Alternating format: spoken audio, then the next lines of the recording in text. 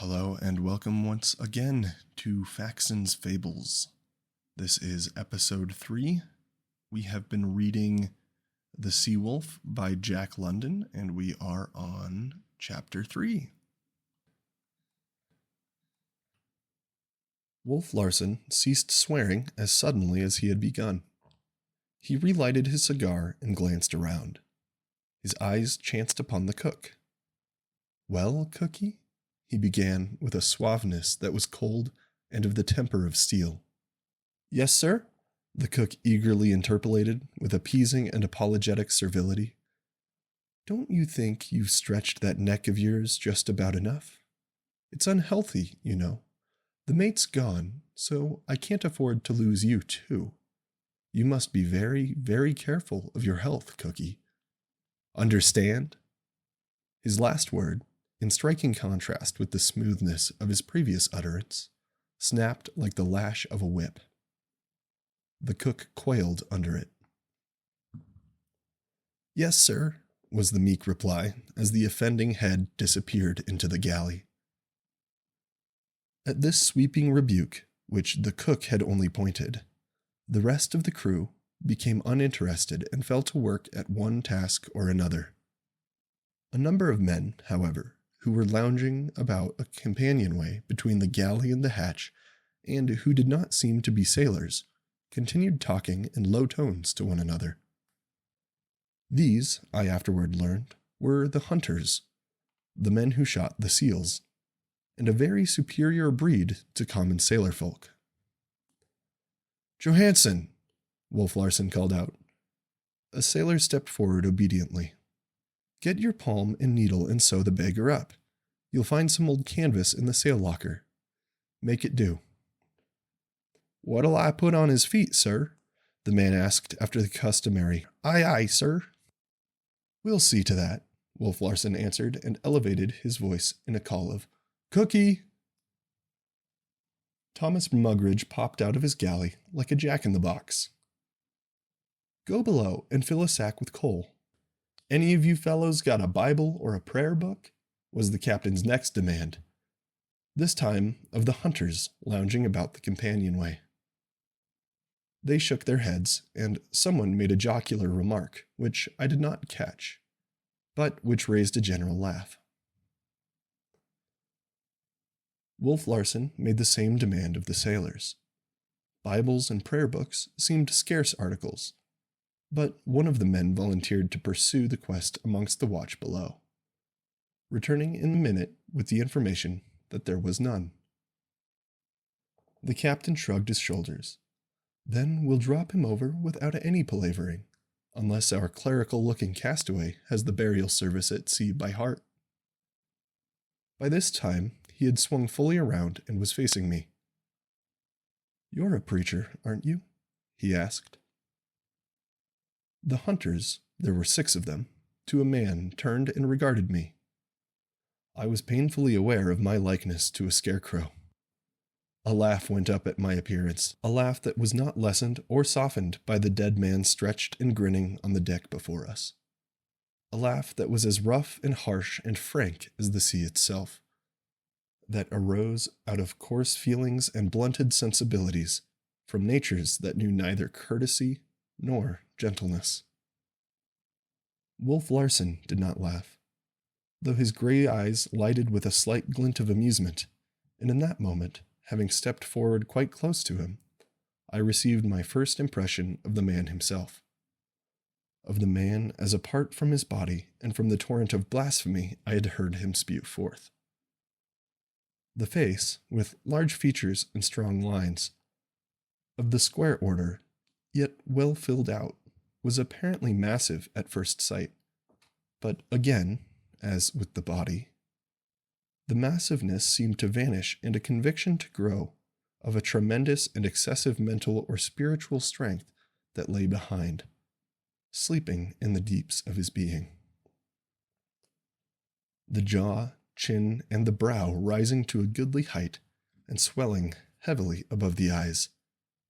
These, while strong in themselves, unusually strong, seemed to speak of an immense vigor or virility of spirit that lay behind and beyond, and out of sight.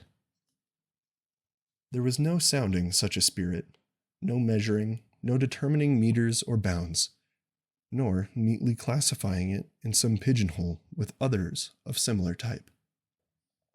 The eyes, and it was my destiny to know them well, were large and handsome, wide apart as the true artists are wide, sheltering under a heavy brow and arched over by thick black eyebrows. The eyes themselves were of that baffling protean gray, which is never twice the same, which runs through many shades and colorings, like intershot silk in sunshine, which is gray, dark and light, and greenish gray, and sometimes of the clear azure of the deep sea. They were eyes that masked the soul with 1,000 guises, and that sometimes opened at rare moments and allowed it to rush up as though it were about to fare forth nakedly into the world on some wonderful adventure. Eyes that could brood with the hopeless somberness of leaden sky, that could snap and crackle points of fire like those which sparkle from a whirling sword, that could grow chill as an Arctic landscape, and yet again, that could warm and soften and be all a dance with love lights, intense and masculine, luring and compelling, which at the same time fascinate and dominate women till they surrender in a gladness of joy and of relief and sacrifice. But to return, I told him that, unhappily for the burial service, I was not a preacher, when he sharply demanded, "What do you do for a living?" I confess I had never had such a question asked me before, nor had I ever canvassed it. I was quite taken aback, and before I could find myself, I had sillily stammered, I am a gentleman." His lip curled in a swift sneer. "I have worked. I do work," I cried impetuously, as though he were my judge, and I required vindication, and at the same time very much aware of my arrant idiocy in discussing the subject at all. "For your living?" There was something so imperative and masterful about him that I was quite beside myself, rattled, as Furuseth would have termed it, like a quaking child before a stern schoolmaster. "Who feeds you?" was his next question. "I have an income," I answered stoutly, and could have bitten my tongue the next instant, all of which, you will pardon my observing, has nothing whatsoever to do with what I wish to see you about. But he disregarded my protest. "Who earned it, eh? I thought so. Your father. You stand on a dead man's legs. You've never had any of your own.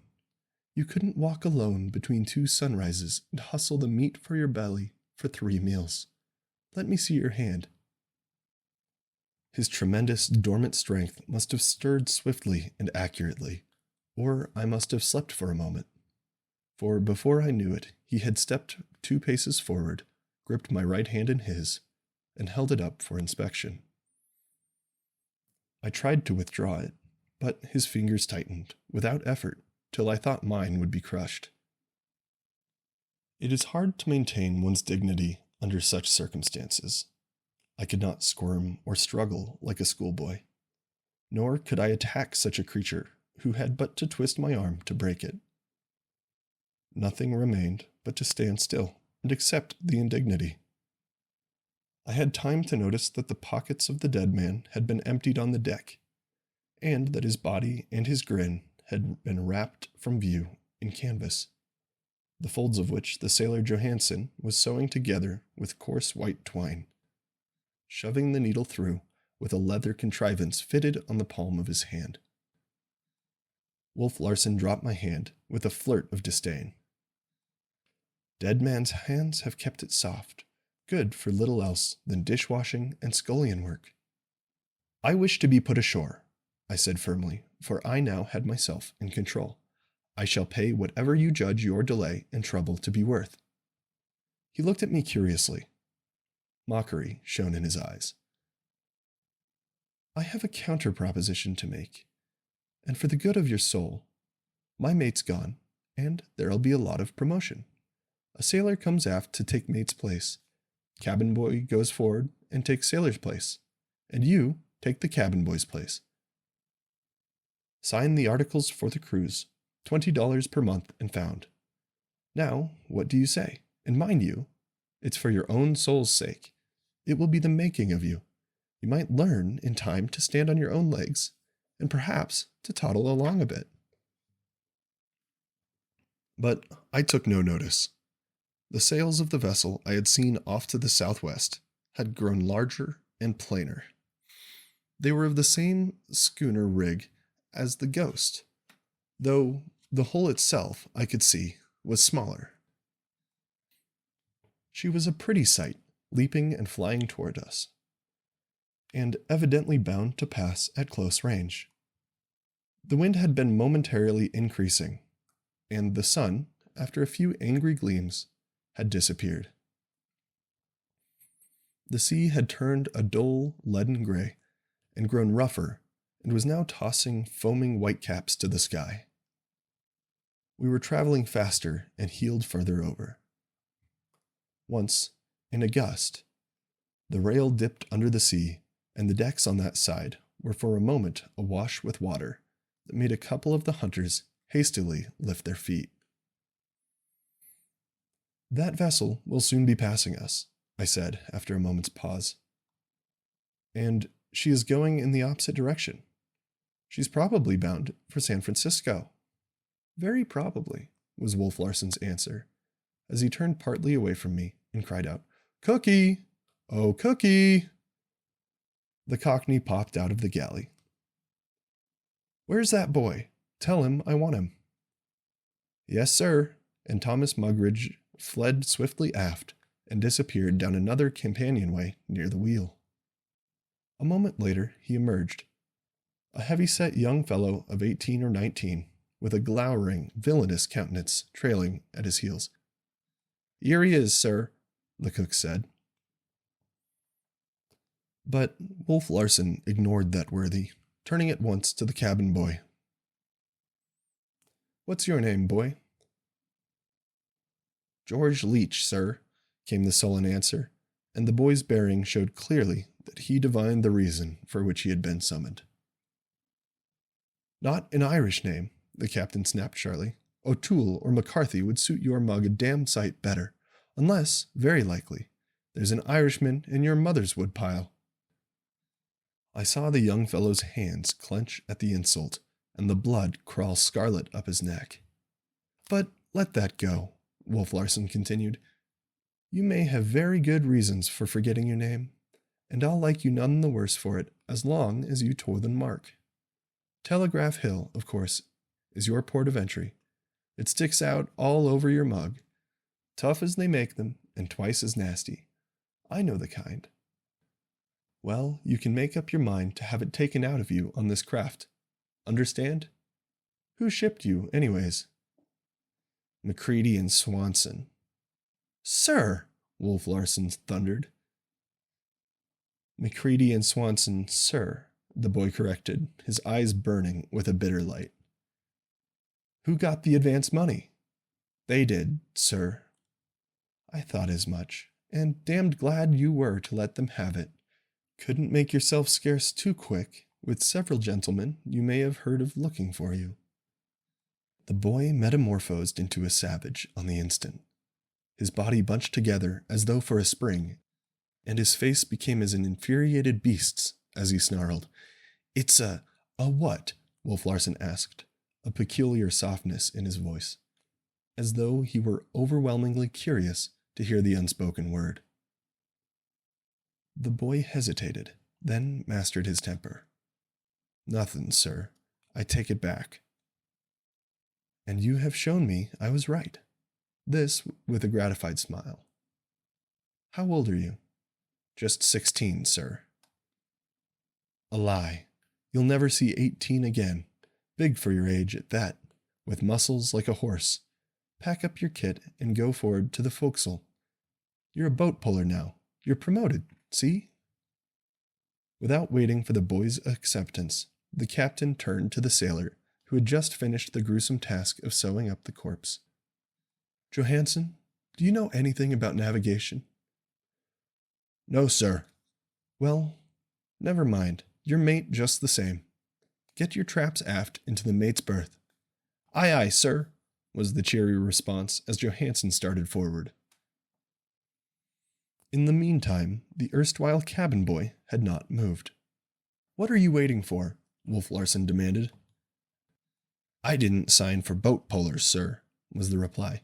"I signed for cabin boy, and I don't want no boat pulling in mine. Pack up and go forward." This time, Wolf Larsen's command was thrillingly imperative. The boy glowered sullenly, but refused to move. Then came another stirring of Wolf Larsen's tremendous strength. It was utterly unexpected, and it was over and done with between the ticks of 2 seconds. He had sprung fully 6 feet across the deck and driven his fist into the other's stomach. At the same moment, as though I had been struck myself, I felt a sickening shock in the pit of my stomach. I instance this to show the sensitiveness of my nervous organization at the time, and how unused I was to spectacles of brutality. The cabin boy, and he weighed 165 at the very least, crumpled up, his body wrapped limply about the fist like a wet rag about a stick. He lifted into the air, described a short curve, and struck the deck alongside the corpse, on his head and shoulders, where he lay and writhed in agony. "Well?" Larsen asked of me. "Have you made up your mind?" I had glanced occasionally at the approaching schooner, and it was now almost abreast of us, and not more than a couple of 100 yards away. It was a very trim and neat little craft. I could see a large black number on one of its sails, and I had seen pictures of pilot boats. "What vessel is that?" I asked. "The pilot boat Lady Mine," Wolf Larsen answered grimly. "Got rid of her pilots and running into San Francisco. She'll be there in 5 or 6 hours with this wind." "Will you please signal it, then, so that I may be put ashore?" "Sorry, but I've lost the signal book overboard," he remarked, and the group of hunters grinned. I debated a moment, looking him squarely in the eyes. I had seen the frightful treatment of the cabin boy, and knew that I should very probably receive the same, if not worse. As I say, I debated with myself, and then I did what I consider the bravest act of my life. I ran to the side, waving my arms and shouting, "Lady Mine, ahoy! Take me ashore! $1,000 if you take me ashore!" I waited, watching 2 men who stood by the wheel, one of them steering. The other was lifting a megaphone to his lips. I did not turn my head, though I expected every moment a killing blow from the human brute behind me. At last, after what seemed centuries, unable longer to stand the strain, I looked around. He had not moved. He was standing in the same position, swaying easily to the roll of the ship and lighting a fresh cigar. "What is the matter? Anything wrong?" This was the cry from the Lady Mine. "Yes," I shouted at the top of my lungs. "Life or death. $1,000 if you take me ashore." "Too much Frisco Tanglefoot for the health of my crew," Wolf Larsen shouted after. "This one," indicating me with his thumb, "fancies sea serpents and monkeys just now." The man on the Lady Mine laughed back through the megaphone. The pilot boat plunged past. "Give him hell for me," came a final cry, and the 2 men waved their arms in farewell. I leaned despairingly over the rail, watching the trim little schooner swiftly increasing the bleak sweep of ocean between us, and she would probably be in San Francisco in 5 or 6 hours. My head seemed bursting. There was an ache in my throat, as though my heart were up in it. A curling wave struck the side of the ship and splashed salt spray on my lips. The wind puffed strongly, and the Ghost heeled far over, burying her lee rail. I could hear the water rushing down upon the deck. When I turned around a moment later, I saw the cabin boy staggering to his feet. His face was ghastly white, twitching with suppressed pain. He looked very sick. "Well, Leech, are you going forward?" Wolf Larsen asked. "Yes, sir," came the answer of a spirit cowed. "And you?" I was asked.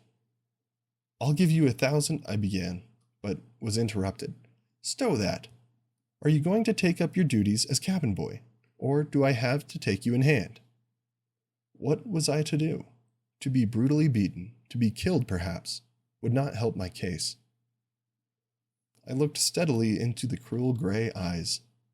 They might have been granite for all the light and warmth of a human soul they contained. One may see the soul stir in some men's eyes, but his were bleak and cold, and gray as the sea itself. "Well?" "Yes," I said. "Say yes, sir." "Yes, sir," I corrected. "What is your name?" "Van Weyden, sir." "First name?" "Humphrey, sir. Humphrey Van Weyden." "Age?" 35, sir." "That'll do. Go to the cook and learn your duties." And thus it was that I passed into a state of involuntary servitude to Wolf Larsen. He was stronger than I, that was all. But it was very unreal at the time. It was no less unreal now that I look back upon it. It will always be to me a monstrous, inconceivable thing, a horrible nightmare. Hold on, don't go yet. I stopped obediently in my walk toward the galley. "Johansen, call all hands. Now that we've everything cleared up, we'll have the funeral and get the decks cleared of useless lumber." While Johansen was summoning the watch below, a couple of sailors under the captain's direction laid the canvas-swathed corpse upon a hatch cover. On either side of the deck, against the rail and bottoms up, were lashed a number of small boats. Several men picked up the hatch cover with its ghastly freight, carried it to the lee side, and rested it on the boats, the feet pointing overboard. To the feet was attached the sack of coal which the cook had fetched. I had always conceived a burial at sea to be a very solemn and awe-inspiring event, but I was quickly disillusioned. By this burial, at any rate. One of the hunters, a little dark-eyed man whom his mates called Smoke, was telling stories liberally intersprinkled with oaths and obscenities, and every minute or so the group of hunters gave mouth to a laughter that sounded to me like a wolf chorus or the barking of hellhounds. The sailors trooped noisily aft, some of the watch below, rubbing the sleep from their eyes, and talked in low tones together. There was an ominous and worried expression on their faces. It was evident that they did not like the outlook of a voyage under such a captain and begun so inauspiciously. From time to time, they stole glances at Wolf Larsen, and I could see that they were apprehensive of the man. He stepped up to the hatch cover, and all caps came off. I ran my eyes over them. 20 men, all told. 22, including the man at the wheel and myself. I was pardonably curious in my survey, for it appeared my fate to be pent up with them on this miniature floating world, for I knew not how many weeks or months. The sailors in the main were English and Scandinavian, and their faces seemed of the heavy, stolid order. The hunters, on the other hand, had stronger and more diversified faces, with hard lines and the marks of the free play of passions. Strange to say, and I noted it at once, Wolf Larsen's features showed no such evil stamp. There seemed nothing vicious in them. True, there were lines, but they were the lines of decision and firmness. It seemed rather a frank and open countenance, which frankness or openness was enhanced by the fact that he was smooth-shaven. I could hardly believe, until the next incident occurred that it was the face of a man who could behave as he had behaved to the cabin boy. At this moment, he had opened his mouth to speak. Puff after puff struck the schooner and pressed her side under. The wind shrieked a wild song through the rigging. Some of the hunters glanced anxiously aloft. The lee rail, where the dead man lay, was buried in the sea, and as the schooner lifted and righted, the water swept across the deck, wetting us above our shoe tops. A shower of rain drove down upon us, each drop stinging like a hailstone. As it passed, Wolf Larsen began to speak, the bareheaded men swinging in unison to the heave and lunge of the deck. "I only remember one part of the service," he said, "and that is, 'And the body shall be cast into the sea.' So, cast it in." He ceased speaking. The men holding the hatch cover seemed perplexed, puzzled, no doubt, by the briefness of the ceremony. He burst upon them in a fury. "Lift up that end there! Damn you! What the hell's the matter with you?" They elevated the end of the hatch cover with pitiful haste, and like a dog flung overside, the dead man slid feet first into the sea. The coal at his feet dragged him down. He was gone. "Johansen," Wolf Larsen said briskly to the new mate, "keep all hands on deck now they're here. Get in the topsails and jibs and make a good job of it. We're in for a sou'easter. Better reef the jib and mainsail too, while you're about it." In a moment, the decks were in commotion. Johansen bellowing orders, and the men pulling or letting go ropes of various sorts, all naturally confusing to a landsman such as myself. But it was the heartlessness of it that especially struck me. The dead man was an episode that was past, an incident that was dropped. In a canvas covering with a sack of coal, while the ship sped along and her work went on. Nobody had been affected.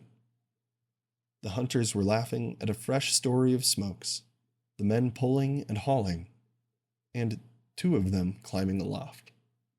Wolf Larsen was studying the cloudy sky to windward, and the dead man, dying obscenely, buried sordidly, and sinking down, down.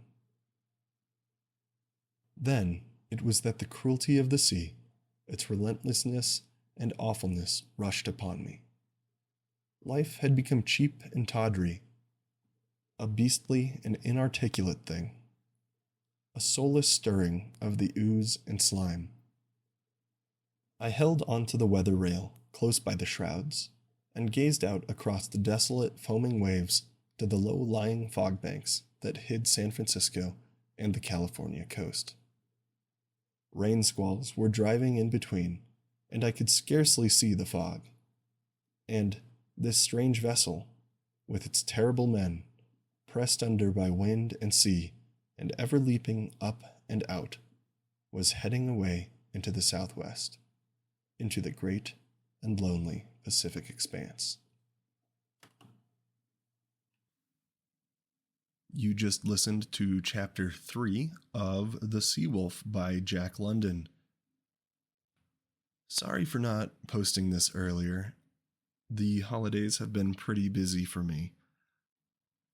If you want to listen to more of this, you can find me on YouTube and Spotify at Faxon's Fables. I will be posting about a chapter a week fairly regularly. There are 39 chapters, and we are on Chapter 3, as stated. Well, thanks for listening, and have a Happy New Year, everybody. I'll see you on the next page.